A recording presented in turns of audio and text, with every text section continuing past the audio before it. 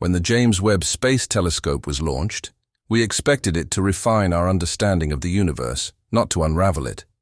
But in the shadowy depths of deep space, something has been found. Something so unexpected, so fundamentally bizarre, that it seems to mock the very foundations of physics.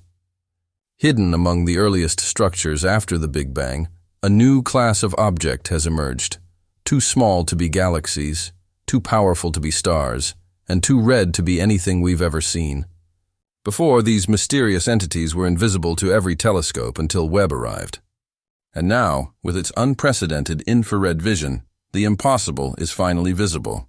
Scientists are calling them little red dots, but what they truly are, no one knows. Some believe they are the missing link between the earliest galaxies and supermassive black holes. Others suspect something even stranger, remnants of a cosmic age governed by rules we no longer understand. Today we dive deep into one of James Webb's most confounding discoveries. And what you're about to hear might change how you see the universe forever. It all began not today but decades ago when astronomers first encountered a mystery they couldn't explain. In the 1950s, with radio astronomy in its infancy, a strange object, 3C273, was detected. It looked like a star but radiated energy across a spectrum no star should. Its chemical signatures didn't match any known element, and its emissions blinked and flared with no logical pattern. This object and others like it were dubbed quasi-stellar objects, or quasars, almost stars but not quite. They were fast, bright, and extraordinarily compact, smaller than our solar system, yet visible from billions of light-years away. Eventually, these mysteries were resolved through the revolutionary concept of supermassive black holes, surrounded by violent accretion disks. It took over 20 years for scientists to unravel that enigma, and now we're back in the same place. The James Webb Telescope has revealed hundreds of new anomalies, objects that resemble those original quasars, but break too many rules to be classified the same way. Smaller, dimmer, cloaked in dense dust, and only visible in infrared light, these new objects echo the past while refusing to fit into any known category. These new anomalies were first identified by the Subaru telescope in Japan and were given the name Shulkus, Subaru Hazy Exploration of Low Luminosity Quasars. At first glance, they were just faint blobs in the cosmic background, but their luminosity was far too high for their size and far too red to be caused by distance alone. James Webb stepped in, and what it saw was extraordinary. These objects weren't just dusty, they were suffocated by it. Entire galaxies wrapped in thick molecular clouds, hiding what lies within. But thanks to Webb's infrared capabilities, astronomers could finally pierce the curtain. The gases inside were moving with immense velocity, far too fast for any stellar system.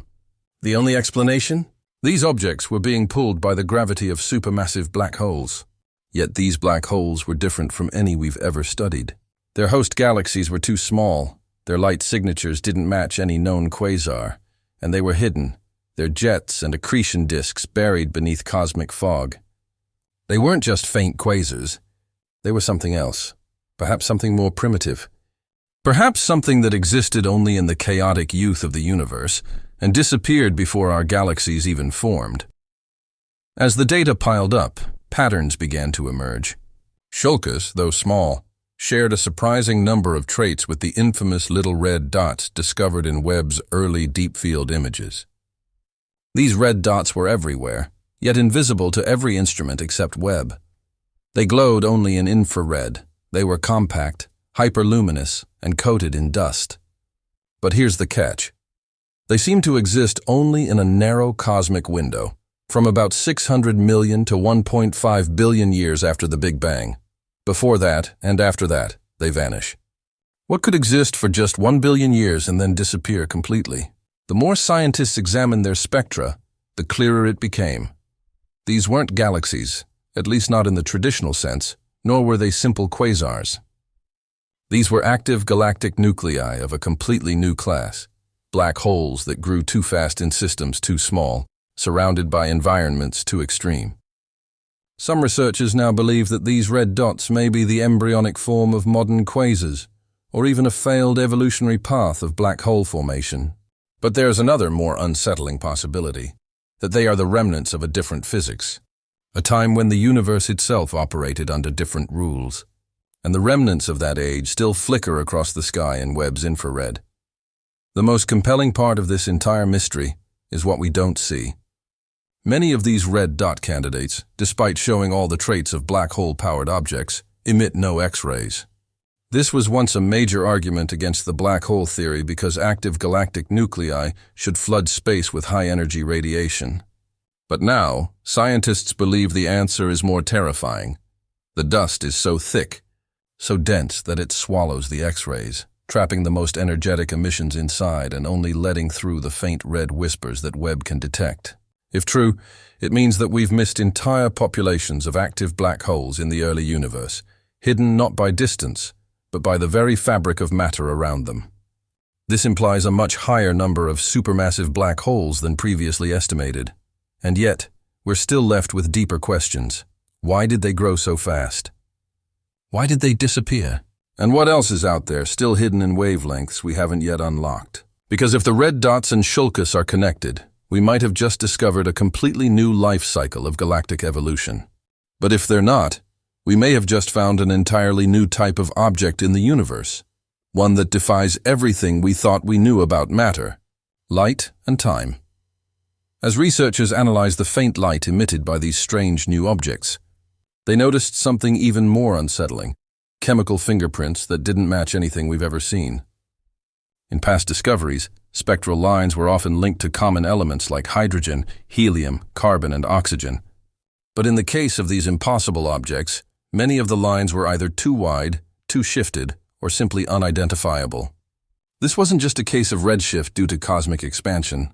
These spectra seem to show unknown molecules or atomic states, possibly even exotic matter under extreme conditions, never replicated on Earth.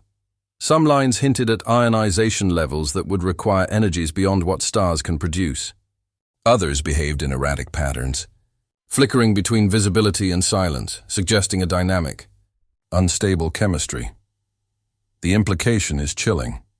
Either these objects are made of materials unknown to science, or they are subject to physical laws that operate differently under the immense pressure and density of these compact zones. It's as if the universe, in its youth, forged things that today are impossible, not just in structure, but in substance itself. Another anomaly soon emerged, subtle but undeniable. Some of these objects appear to exhibit periodic fluctuations in brightness, not caused by stellar activity or dust rotation, but by something deeper, a gravitational rhythm. These fluctuations are so regular and so precise that some physicists are now studying them as cosmic pulses, potentially linked to orbital motion around a dense central mass. One theory posits that we may be witnessing matter spiraling into a black hole at precise intervals, generating reverberations in light and gravity. Others suggest these pulses might be echoes, resonances from earlier stages of universal evolution, still rippling through space-time, amplified by the dense environments of these red dot structures. The terrifying possibility is that some of these anomalies are not just emitting light. They're recording events that happened in a very different era of the universe, events we've never seen, patterns we've never modeled. This behavior doesn't just confuse our models, it destabilizes them. Because if gravity itself can pulse in harmony with unknown forces, then it means we're missing an entire chapter in our understanding of cosmic mechanics.